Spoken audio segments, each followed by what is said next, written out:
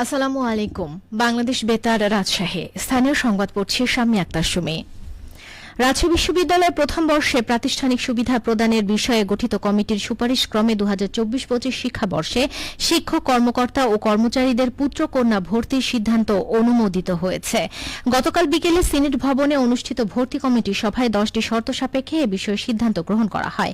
উপাচার্যের দায়িত্বে নিযুক্ত উপাচার্য অধ্যাপক ড মোহাম্মদ মাইন উদ্দিন এই সভায় সভাপতিত্ব করেন। এদিকে এই সিদ্ধান্তের পর রাবির সমন্বয়করা ক্ষোভ প্রকাশ করে সন্ধ্যা 7টার পর তারা উপাচার্যের বাসভবনের প্রধান ফটকের সামনে জড়ো হয়ে বিক্ষোভ কর্মসূচি পালন করে। এ সময় তারা পোষ্য কোটা সহ রাবি প্রশাসনের বিরুদ্ধে নানা স্লোগান দেয়। নওগাঁর পত্নীতলা উপজেলার শীতল মাঠ সীমান্ত দিয়ে 16 জনকে বাংলাদেশ অভ্যন্তরে ঠেলে দিয়েছে ভারতীয় সীমান্তরক্ষী বাহিনী বিএসএফ। আজ ভোরে সীমান্তের পাশ থেকে বর্ডার গার্ড বাংলাদেশ বিজিবি ওই 16 জনকে আটক করে থানায় সোপর্দ করেছে। 14 বিজিবির সদর দপ্তর পত্নীতলা ব্যাটালিয়ন থেকে একটি প্রেস বার্তার মাধ্যমে এই বিষয়টি নিশ্চিত করা হয়েছে। বিজিবি জানায়, ভোরে বিজিবি পত্নীতলা ব্যাটালিয়ন এর অধীনস্থ শীতল মাঠ পিওবির দায়িত্বপূর্ণ সীমান্ত পিলার 254/1 এস এর নিকট দিয়ে বিএসএফ কর্তৃক 16 জনকে বাংলাদেশ পুশিন করে। পরবর্তীতে বিজিবির টহল দল ঘুরকি গ্রামের পাকা রাস্তা সংলগ্ন চা দোকানের পাশ থেকে তাদেরকে আটক করা হয়। আটককৃত ব্যক্তিরা বাংলাদেশের নাগরিক বলে বিজিবি নিশ্চিত করেছে। তাদের মধ্যে 7 জন পুরুষ, 5 শিশু ও 4 জন নারী। তাদের আদি নিবাস পাবনা জেলায়। আটককৃতদেরকে পত্নীতলা থানায় সোপর্দ করে আইনি পদক্ষেপ নেওয়া হচ্ছে।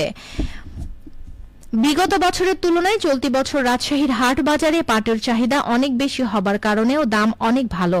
পুঠিয়া উপজেলার বানেশ্বর ও ঝলমলিয়া হাট সহ আশপাশের হাটগুলোতে গত বছরের তুলনায় এবছরে আমদানি অনেক বৃদ্ধি পেয়েছে, বিক্রিও বেড়েছে অনেক। গুণগত মানের পাটের দাম 3,400 থেকে শুরু করে 3,700 টাকায় বিক্রি হচ্ছে প্রতি মন পাট। এতে স্থানীয় কৃষকরা লাভবান হচ্ছেন। কৃষি অফিসের তথ্য মতে চলতি মৌসুমে 17,305 হেক্টর জমিতে পাট চাষের লক্ষ্যমাত্রা নির্ধারণ করা হয়। এর বিপরীতে 17,320 হেক্টর জমিতে পাট চাষ হয়েছে, যা গত বছরের তুলনায় বেশি। গড়ে প্রতি বিঘায় 9 থেকে 10 মণ পাট উৎপাদন হয়েছে। রাজশাহী কৃষি অধিদপ্তরের উপপরিচালক উম্মে সালমা জানান, আবহাওয়া, ফলন ও দাম অনুযায়ী এবার কৃষক লাভজনক অবস্থায় আছেন। হিসাবে প্রতি বিঘায় কৃষক অন্যান্য বারের তুলনায় গড়ে 1,200 টাকার বেশি লাভ পাচ্ছেন। পাট অধিদপ্তরের রাজশাহী সহকারী পরিচালক মোহাম্মদ নাদিম আক্তার জানান, রাজশাহীতে 7টি জুট মিল রয়েছে। এসব মিল নিয়মিত কৃষকের কাছ থেকে ন্যায্য দামে পাট কিনছে। সক্রিয় মিলগুলো বাজার স্থিতিশীল রাখতে গুরুত্বপূর্ণ ভূমিকা রাখছে। এদিকে নাটোরে চলতি মৌসুমে 700 কোটি টাকার পাট উৎপাদন হয়েছে। জেলায় চলতি মৌসুমে 30,880 হেক্টর আবাদি জমি থেকে 78,790 টন পাট উৎপাদন হয়েছে। হেক্টর প্রতি ফলন পাওয়া গেছে 2.60 টন।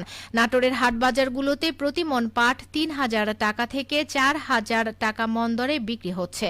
কৃষি সম্প্রসারণ অধিদপ্তর নাটোর জেলা কার্যালয়ের উপপরিচালক মোহাম্মদ হাবিবুল ইসলাম খান জানান, কৃষক পর্যায়ে উন্নত বীজ সরবরাহ, প্রণোদনা ও প্রশিক্ষণ প্রদানের ফলে পাটের আশানুরূপ ফলন পাওয়া গেছে। উৎপাদনের পাশাপাশি বাজারে পাটের দরও ভালো, ফলে কৃষকরা লাভবান হচ্ছেন।